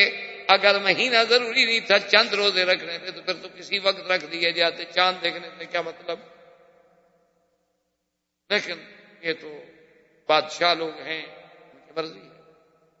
خرد کا نام جنو رکھ دیا اور جنو کا نام خرد۔ جیسے آپ نے دیکھا نا، ابھی کہتے ہیں دیکھو جی کہ ملا کتنے بے وقوف ہیں، کہتے ہیں پاگل ہیں، کہ اب ہمارے پاس اتنے بڑے ذرائع موجود ہیں، ہمارے پاس اتنے بڑے یعنی خلا میں ہمارے سٹائٹ موجود ہے، ہم تو 1 مہینہ پہلے آپ کو بتا سکتے ہیں کہ چاند کب نکلے گا۔ تو یہ عجیب لوگ ہیں، مولوی صاحبان پاگل ہیں، کہتے ہیں جی چاند دیکھو، چاند دیکھو، چاند دیکھو، اور دیکھو پتہ نہیں کمال ہے، ان کو پتہ نہیں نظر ہی کیسے آ جاتے ہیں، حالانکہ ابھی تو چاند پیدا نہیں ہوتا۔ نیو مون جو ہے وہ اتنے 48 گھنٹے سے پہلے تو کسی کو نظر ہی نہیں آ سکتا، اس کی ولادت ہوگی، وہ بچہ ہے وہ پیدا ہوگا، وہ نظر آنے کے قابل تو آئے نا۔ اور پھر ہمارے پاس جب اتنے جدید آلات موجود ہیں، ہم تو بالکل منظار سے ڈھونڈ کے آپ کو بتا سکتے ہیں یہ دیکھو جی ہے یا نہیں۔ اور جناب کتابیں لکھ لکھ کے اتنا برسے ہیں نا علماء پر کہ ایک نوجوان چھوٹا بچہ ہو جو بیچارہ ابھی 5ویں جماعت پڑھتا ہے، اس کے دماغ میں آپ جو مولویوں کی نفرت بھرنی شروع کریں MA تک، وہ بڑا ہو کے کیا کرے گا غریب؟ اس غریب کا کیا گناہ ہے؟ اس کے دماغ میں آپ یہ بٹھاتے جائیں کہ دیکھو جی مولوی کہتا ہے زمین نہیں گھومتی، دیکھو پاگل ہے کہ نہیں؟ وہ بڑے بڑے ہمارے سائنس والے کہتے ہیں زمین گھومتی ہے، اور دیکھو جی یہ مولوی کہتا ہے کہ بھئی چاند دیکھو، آنکھوں سے دیکھو، آنکھوں سے دیکھو، ڈھونڈو، پہاڑوں پہ چڑھو اور جاؤ اور تلاش کرو اور گواہ لاؤ. تو کیسا بے وقوف ہے؟ جب مشینیں موجود ہیں تو ڈھونڈنے کی کیا ضرورت ہے؟ گواہ لانے کی کیا ضرورت ہے؟ خواہ کسی کو پہاڑ پہ چڑھاؤ، پاؤں پھسلے مر جائے بیچارہ. نے کہا دیکھو پاگل ہیں مولوی کے نہیں. اور دیکھو نے کہا کمال ہے، جب انگریز کی کرسمس تو ایک دن میں ہو اور مسلمانوں کی عیدیں دو ہوں. دیکھا کیسے پاگل لوگ ہیں مسلمان. یہ سب ان مولویوں نے ان کو خراب کیا. یہ مولوی ہے نا ان کا دماغ ہی خراب. یہ لوگوں کو پھر پیچھے لے جانا چاہتے ہیں، ہم ان کو آگے لے جانا چاہتے ہیں، ہم ترقی پہ لے جانا چاہتے ہیں، ہم ان کو فلک پہ پہنچانا چاہتے ہیں، اور یہ ہمیں کھینچ کھینچ کے پھر اسی مدینے پاک پہ لے جانا چاہتے ہیں جہاں مدرسہ نہیں تھا، جہاں یونیورسٹی نہیں تھی، کوئی تعلیمی ذرائع نہیں تھے، کوئی مواصلات نہیں تھی، کوئی جدید علوم کے حصول کے وسائل نہیں تھے. یہ پھر ہمیں اسی نبی امی کے دروازے پہ کھڑا کرنا چاہتے ہیں. اور خاص ساتھ خود بھی کہتے ہیں مولوی پاگل ہیں، کہتے ہیں ہمارے نبی پڑھے ہوئے بھی نہیں. دیکھو کتنے بے وقوف ہیں مولوی. حالانکہ اللہ کے بندے اگر اللہ عقل دیتا نا تو قرآن کہتے فمن شہد منکم الشہر، شہود ہلال اور وجود ہلال میں فرق ہے، یاد رکھو. ان بیچاروں کو سمجھ ہی نہیں آتی نا کہ وجود ہلال کیا ہے اور شہود ہلال. شہود مانا چاند کا نظر آنا، وجود ہلال کا مانا کہ چاند جہاں ہو ہم اس کو ڈھونڈیں. ہم کوئی چاند کے پجاری ہیں کہ اس کو ڈھونڈیں، دوربین لے کر جائیں، مشینیں لگا کے ڈھونڈیں. ہمیں تو اللہ نے ایک علامت بتا دی کہ نظر آ جائے روزہ رکھ لو، نہ نظر آ جائے 30 دن پورے کر لو. کیونکہ تم کوئی چاند سورج کے پجاری تو نہیں ہو، یہ تو میں نے تمہارے لیے ایک اندازہ رکھا ہے. وہ شہود ہلال ہے، وجود ہلال کے تو تم ضروری نہیں ہے. اس لیے ہم مشین سے فیصلہ کرائیں کہ وجود ہے کہ نہیں ہے. نہ ہو دفعہ ہو، نہیں نظر آیا ہم اس کے کو پابند ہیں. اس لیے حضور نے فرمایا فَإِن غُمَّ عَلَيْكُمْ فَأَكْمِلُوا 30. اگر چاند بادلوں میں آ گیا، چھپ گیا، تمہیں نظر نہیں آیا، یعنی موجود تو ہے لیکن نظر نہیں آیا تمہیں، ورنہ چاند تو کسی نہ کسی جگہ ہوگا، تو تم 30 دن اپنے پورے کر لو. یہ تو يَسْأَلُونَكَ عَنِ الْأَهِلَّةِ قُلْ هِيَ مَوَاقِيتُ لِلنَّاسِ، کہ ہم نے یہ چاند کا جو نظام ہے لوگوں کے اوقات کے لیے، لوگوں کے چھٹی کے لیے، زکوٰۃ کے لیے، نصاب کے لیے، نکاح کے لیے، عدت کے لیے ایک وقت کا ہم نے ذریعہ بنا دیا ہے. بس اس کے علاوہ تو کچھ نہیں. ہم کوئی چاند سورج کے پجاری تھوڑے ہیں کہ ہم جناب پہلے اسٹیشن پہ بیٹھ کے چاند ڈھونڈنے جائیں، ہیلی کاپٹر پہ چڑھ کے ماشاءاللہ مولویات تو پکڑنے جاتے ہیں چاند کو. اب تو رویت ہلال کمیٹیاں بنتی ہیں ماشاءاللہ. اور جناب یہ ہے کہ جی یہ ان کی عید مختلف ہو جاتی ہے. بھی چاند نظر آ گیا ٹھیک ہے، نہیں نظر آ گیا ٹھیک ہے. تمہیں خدا 10 خوشیاں نصیب کرے، ہمیں کروڑوں نصیب کرے، تمہیں کیا تکلیف ہے؟ تو اللہ نے بتا دیا کہ میں میرے کسی دین کے پابند، تمہارے لیے آسانی ہے. نظر آئے عید کر لو، نہیں نظر آئے نہ صحیح دوسرے دن کر لینا، وعلیکم السلام.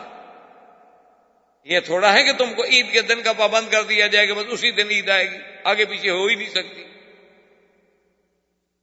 اور حتیٰ کہ اسلام نے اتنا بڑا عظمت کا ثبوت دیا ہے کہ اگر مثلا مسلمانوں کو چاند دیکھنے میں غلطی ہوئی اور 9 تاریخ کو 8 تھی اور یہ ہمیں عرفات میں لے گئے بھول کر، اللہ فرماتا ہے کہ الضحیٰ یوم اضحى المسلمون والفطر یوم فطر المسلمون.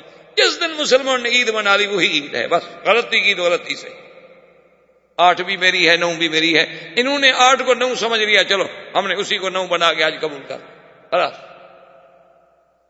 تو جب دین میں اتنی وسعت ہو، سعہ ہو، لیکن سمجھ نہ ہو تو اب اس کا کیا علاج ہے؟ اس کا تو علاج کسی کے پاس نہیں ہوتا. تو رمضان کے روزے کا فرض جو ہے وہ بھی ہجرت کے بعد. اب اس کے بعد ایک واقعہ پیش آیا کہ حضور پاک نے ایک سریہ بھیجا. سریہ کہتی ہیں کہ فوج بھیجی جائے لیکن حضور سرکار دو جہاں خود نہ تشریف، اگر خود تشریف لے جائیں تو وہ غزوہ. 3 سرایہ بھیجے گئے. پہلا سریہ جب بھیجا گیا تو وہ بنی مدلج والوں نے، بنی زمرہ والوں نے، قافلہ جا رہا تھا قریش کا. حضور کے فوجی پہنچے تھا کہ قافلے پہ حملہ کریں، انہوں نے کہا کہ نہیں، ہمارے علاقے میں آپ حملہ نہیں کر سکتے، یہ اب ہمارے حدود سے گزر رہے ہیں، ہمارے حدود سے نکل جائیں تو پھر تم جانو وہ جانے، لیکن جب تک وہ ہمارے حدود میں ہیں ہم نہیں حملہ کریں. تو خیر وہ نکل گئے اور مسلمان خالی. دوسرا سریہ حضور صلی اللہ علیہ وسلم نے بھیجا تو بنی مدلج نے روک لیا، وہ بھی خالی واپس آ گیا۔ یہ سب مدینے میں ہو رہا ہے ہجرت کے بعد۔ تیسرے سریے میں حضور صلی اللہ علیہ وسلم نے صحابہ کو حکم دیا کہ جائیں، اور جانے والے کتنے ہیں؟ صرف 8 آدمی، اور ان کو حضور نے ایک خط مبارک دیا۔ اس خط کو لکھ کے آپ نے کہا کہ اس کو پڑھنا نہیں، تم جاؤ سفر کرو، اور 2 دن کا سفر جب کر لو تو پھر خط پڑھنا۔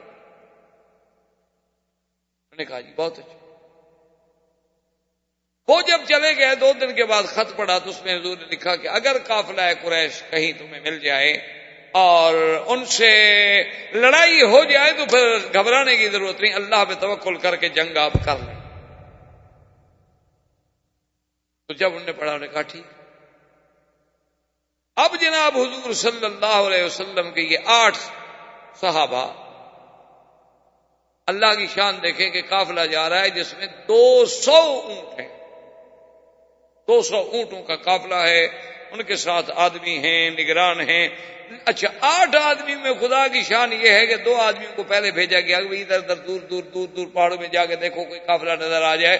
حضور نے جو فرمایا کہ اگر قافلہ آ جائے ٹکرا جائے تو پھر جنگ کر سکتے ہو، تو وہ ڈھونڈنے گئے، وہ خود گم ہو گئے، باقی 6 بچ گئے۔ یہ تو پہاڑوں کے سفر، صحراؤں کے سفر، بندہ ایک ٹیلا ادھر ہوا بچ گیا، پھر کوئی آدمی کا عقل تو کام نہیں کرتا نا وہاں۔ اور اگر صحرا میں آپ بھٹکیں تو بڑی اچھی بات یہ ہوتی ہے کہ پھر اسی جگہ کھڑے رہیں، پر زیادہ عقل نہ دوڑائیں، ورنہ آپ جتنا تلاش کی کوشش کریں گے اتنی گم ہوتے چلے جائیں گے آپ۔ تو اب 6 آدمی بچے تو 6 آدمی نے جا کے حملہ کر دیا قافلے پہ۔ اچھا وہ قافلے والے ایسے ڈرے کہ وہ قافلے چھوڑ کے بھاگے۔ 2 آدمی انہوں نے ان کے قید کر لیے، اس کا ایک کا نام حکیم ابن کیسان تھا اور ایک کا نام عثمان ابن عبداللہ تھا۔ اس کو قید کر کے اور 200 اونٹوں پر مال لے کے جناب یہ مدینہ پہنچی۔ سب سے پہلی غنیمت تھی مسلمانوں کے لیے جو مدینے میں پہنچی، 200 اونٹوں پر مال لدا ہوا ہو، معمولی سی بات تو نہیں ہوتی نا اس زمانے میں۔ لیکن مشکل یہ ہو گئی کہ یہ جب واقعہ ہوا تو صحابہ نے سمجھا کہ 1 شعبان ہے، حالانکہ وہ 30 رجب تھی۔ یہ مغالطہ ہو گیا کہ صحابہ نے تو یہ سمجھا کہ شعبان داخل ہو گیا، اور ہاں شعبان داخل ہو گیا ہے، 1 ہو گئی ہے، حالانکہ وہ 30 رجب تھی، اور رجب من اشہر الحرم تھا کہ رجب جو ہے وہ تو ان مہینوں میں تھا جن میں لڑائی بند ہے۔ اب جناب مکے والوں کو جب خبر ملی کہ قافلہ ہمارا لوٹا گیا، 2 بندے پکڑے گئے، ان نے تو جناب پورے قبائل میں شور کر دیا کہ ان محمد صلی اللہ علیہ وسلم احل الشہر الحرم، کہ حضور پاک نے حرمت توڑ دی اور حرمت والے مہینے جو ان میں قتال آپ نے حلال کر دی، ہمارے ساتھ رجب میں لڑائی۔ اسی لیے تو ہمارا قافلہ مطمئن آ رہا تھا نا کہ رجب میں آ رہا ہے، اس لیے ہم نے تو کوئی اس کا حفاظتی انتظامات بھی نہیں کیے کہ رجب میں تو کوئی لڑائی ہوتی نہیں۔ اللہ نے قرآن یسألونک عن الشہر الحرام قتال فیہ، اللہ نے قرآن اتارا کہ میرا مدنی شہر حرم میں پوچھتے ہیں کہ جنگ کا کیا حکم ہے، کہہ دو کل قتال فیہ کبیر، بڑا گناہ۔ لیکن کسی کو مکے سے نکالنا، مسجد حرام سے نکالنا، وہ تو اس سے بھی بڑا گناہ ہے۔ آج میرے نبی پر تو اعتراض کر رہے ہیں، انہوں نے ظلم کرنے میں کبھی مکے میں بھی سوچا تھا کہ آج رجب ہے؟ اور اس کے بجائے مسلمانوں پہ عرصہ حیات تنگ کر دینا، والفتنۃ اکبر من القتل۔ کیا کہتے ہیں اعتراض؟ کس بات سے اعتراض کر رہے ہیں یہ ظالم لوگ؟ خیر جب ان کا وفد آیا حضور کے بعد، جب قافلہ، آپ نے فرمایا کہ اللہ کے بندے تم نے رجب میں لڑائی کی۔ احباب کرام، اس کے بعد اب آپ اس مبارک سلسلے کی CD نمبر 16 سماعت فرمائیں۔